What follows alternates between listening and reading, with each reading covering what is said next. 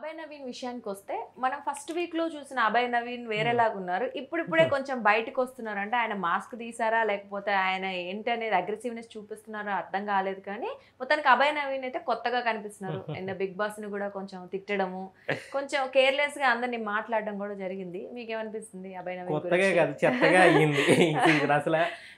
ఒక చీఫ్‌గా ఉన్నప్పుడు అంటే మొదటి నుంచి కూడా అభయ్ నవీన్ ఎలా అనంటే ఆహ్, ఏదన్నా ఒక గొడవ జరుగుతుందనంటే గట్టిగా హీట్ మూవ్‌మెంట్ జరుగుతున్నప్పుడు "అరే ఆగండ్రా! ఆ! ఎందుకురా?"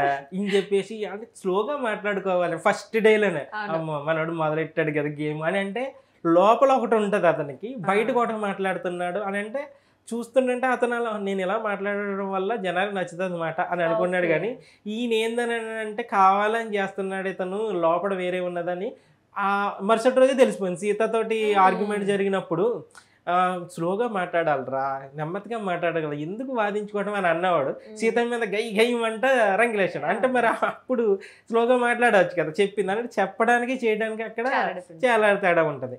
నెక్స్ట్ అతని గేమ్ ఏమైంది అనంటే, ఎప్పుడైతే మీరు అబ్జర్వ్ చేస్తే చీఫ్‌ని ఎప్పుడైతే చేస్తున్నారో వాళ్ళ హ్మ్. గేమ్ దారుణంగా పడిపోతుంది. ఆ! యెస్. ఇప్పుడు మనకి 'యష్మి గౌడకి' నెగెటివ్ అయ్యింది అని అంటే ఆమె చీఫ్‌గా చీప్‌గా చేయడం వల్లే. చేసిన తర్వాత ఆమె బిహేవియర్‌లో మార్పొచ్చింది. మాట తీరులో మార్పొచ్చింది. గేమ్ అలా ముందుకి వెళ్ళగానే ఒక స్పీడ్ బ్రేకర్ లాగా. ఆ స్పీడ్ బ్రేకర్ ఎక్కిన తర్వాత ఫాస్ట్‌గా వెళ్తామా? స్లోగా వెళ్తామా? అని ఆ! చెప్పేసి నీ ఆటను బట్టి ఉంటది. కానీ స్లోగా ఎక్కడ స్పీడ్ బ్రేకర్ ఎక్కాలి అని అంటే ఆ చీఫ్ ఏదైతే ఉన్నదో మెల్లగా ఎక్కేస్తున్నారు. హ్మ్. కానీ అక్కడ అయిన తర్వాత డబేల్ పడుతున్నారు. పడిపోతున్నారు. ఇప్పుడు అభయ్ నవీన్ పరిస్థితి అదే అయ్యింది. ఓకే. మొదటి 2 వారాలు ఈటిల్లో కూడా అతను నామినేషన్‌లోకి రాలేదు. హ్మ్. తన గొయ్యి తను తవ్వుకున్నామని అంటారు కదా! తవ్వుకోవడం కాదు మొత్తం బయట సమాధి కట్టుకోవడం కూడా అయిపోయేటట్టుగా ఉన్నదిది. ఓకే. ఎందుకు అనంటే నామినేషన్‌లో నిఖిల్ ఏమో నేను కావాలని ఎళ్తానురా బాబు అని యెస్. నేనంటే, ఈయనేమో నేనెళ్తాను, నేను ఆడతా కబడ్డీ కబడ్డీ సినిమాలో అతను నేను ఆడతా అన్నట్టుగా ఈయనొచ్చాడు. నామినేషన్‌లోకెళ్ళాడు.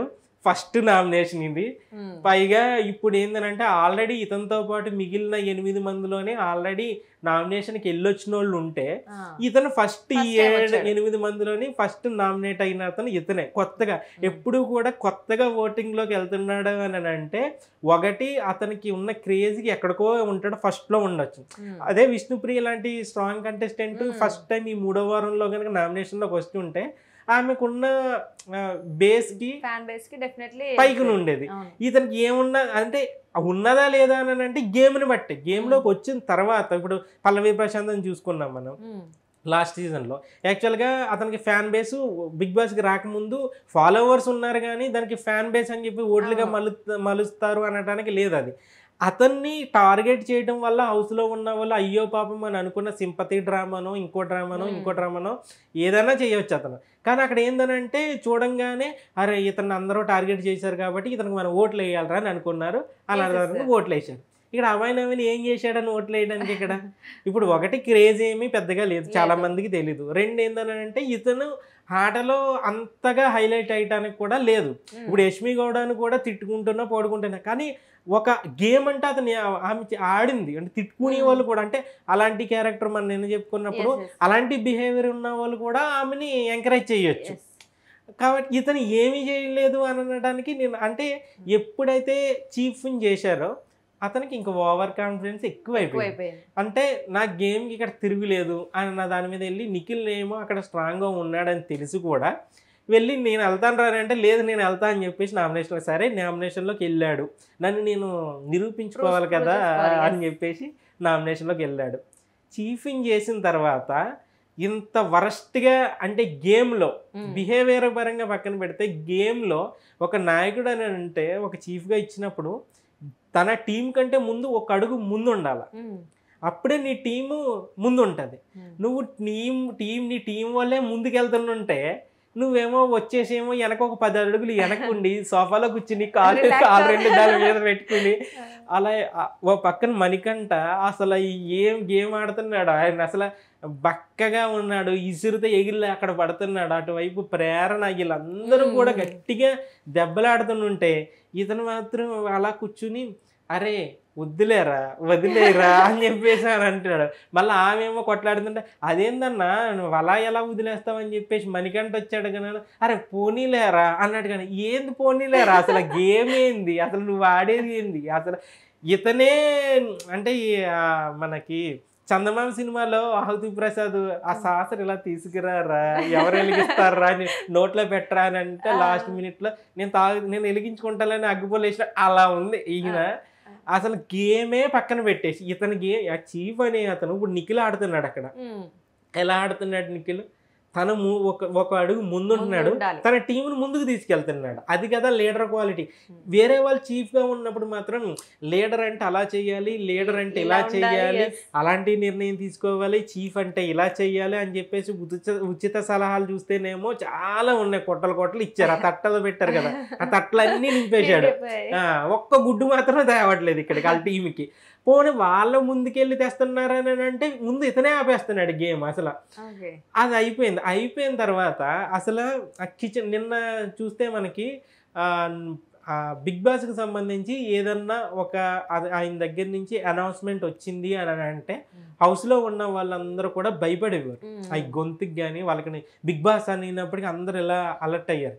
అసలు వీడు బిగ్ బాస్ అని వాయిస్ వచ్చినట్టు వీడికి ఏం పని లేదు, అలా వాగుతుంటాడు అన్నట్టుగానే చూస్తున్నారు. అసలు ఆ బిగ్ బాస్ అంటే ఈడ వేస్ట్ గాడు అన్నట్టుగానే చూస్తున్నారు. అసలు ఉదయం సాంగ్ వస్తుందంటే అందరూ నిద్రలో నుంచి లేచి నాకంటే ముందెళ్ళాలి అని చెప్పేసి అక్కడ ఎక్కువ మంది డాన్సులు చేసేవారు. సాంగ్ స్టార్ట్ అవ్వగానే ఎక్కడక్కడ పడేసేసి వచ్చేసేవారు.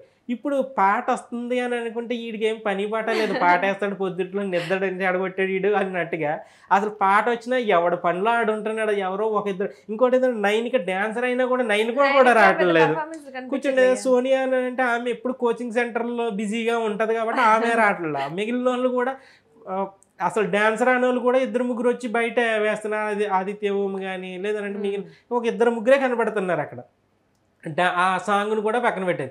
ఏదైనా నిన్న మీ దగ్గర నుంచి అవి తీసేసుకుంటున్నాం, మీరు సరిగా పెర్ఫామ్ చేయలేదని అంటే అబ్బాయి కూర్చొని నీ వల్లే అన్నాడు బిగ్ బాస్ని. అప్పుడు బిగ్ బాస్కి సమ్మగా అనిపించిందేమో, అసలు ఏం మాట్లాడుతున్నాం అన్నట్టుగా అతన్ని వార్న్ చేయలేదు. ఇంకా అంటే ఫస్ట్ సీజన్ నుంచి చూసుకుని ఉంటే శివబాలాజీ వేడి నీళ్ళ విషయంలో బిగ్ బాస్ని అసలు బుద్ధి లేదా నీకు అసలు అన్నట్టుగా తిట్టాడు. ఆ తర్వాత శివాజీ కాఫీ పౌడర్ పంపించలేదా అని చెప్పేసి అన్నప్పుడు శివాజీ కూడా బిగ్ బాస్ని తిట్టాడు.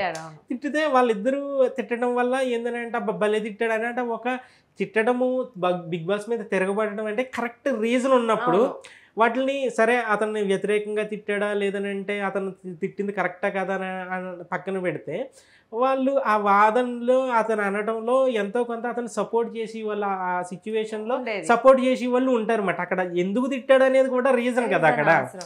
అక్కడ అతను శివాజీ బాలాజీ తిట్టడానికి రీజన్ ఉన్నది, ఇక్కడ శివబాలాజీ తిట్టడానికి, ఇక్కడేమో శివాజీ తిట్టడానికి రీజన్ ఉన్నది. ఇంకా వాళ్ళని చూసి బాగా బిగ్ బాస్ని తిడితే మనం ప్రోమోలో వేస్తాడని అనుకున్నాడో ఏందో కానీ నిన్న విషయంలోనే అసలు నువ్వు అన్నం తింటున్నావా, ఆ టీం తింటున్నావా అన్నట్టుగా నిన్న తిట్టాడు.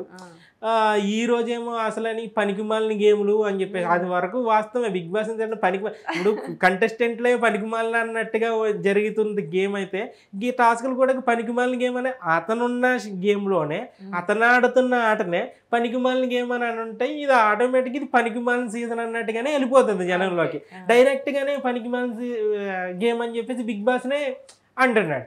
నెక్స్ట్ అక్కడ నిన్న కిచెన్కి సంబంధించి అతనికి ఎంత ఆలోచన, ఎంత వాళ్ళది గేమ్ని ఎలాగ కిల్ చేస్తున్నారు అనడానికి బెస్ట్ ఎగ్జాంపుల్ ఏంటనంటే నిన్న వాళ్ళకి కిచెన్ డిపార్ట్మెంట్లో 2 టీములుగా వాళ్ళని విడగొట్టి మీరు ఇందులో 14 గంటలు మాత్రమే మీకు ఉంటుంది, ఈ టైంలోనే మీరు అన్నీ చేసుకోవాలి అని అన్నప్పుడు ఓ రేంజ్లో ఊహించుకున్నాం.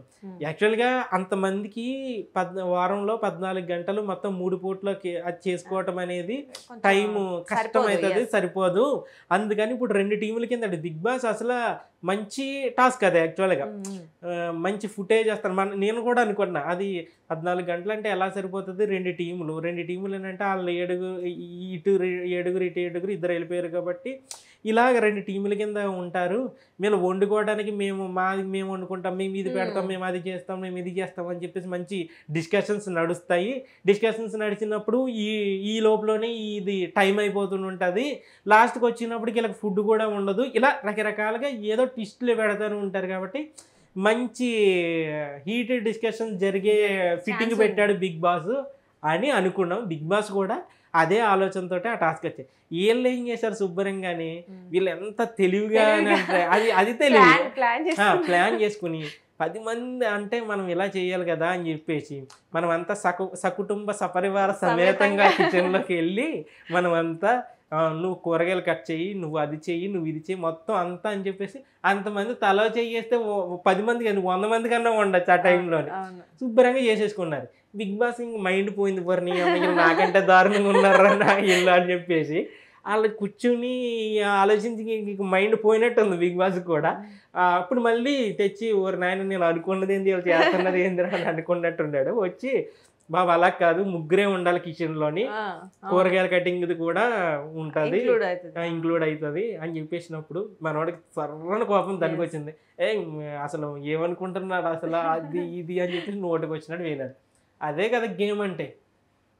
గేమ్లో నీకు ఇచ్చింది 14 గంటలు అందరు కలిపి చేస్తున్నారు అని అన్నప్పుడు అక్కడ కూడా అవసరం లేని దానికాడే అక్కడ తిట్టాడని, ఆ మనుషులు అనుకుంటున్నారా, పశువులు అనుకుంటున్నారా, ఇది అది అని చెప్పేసి బిగ్ బాస్ మీద రివర్స్ అయ్యాడు.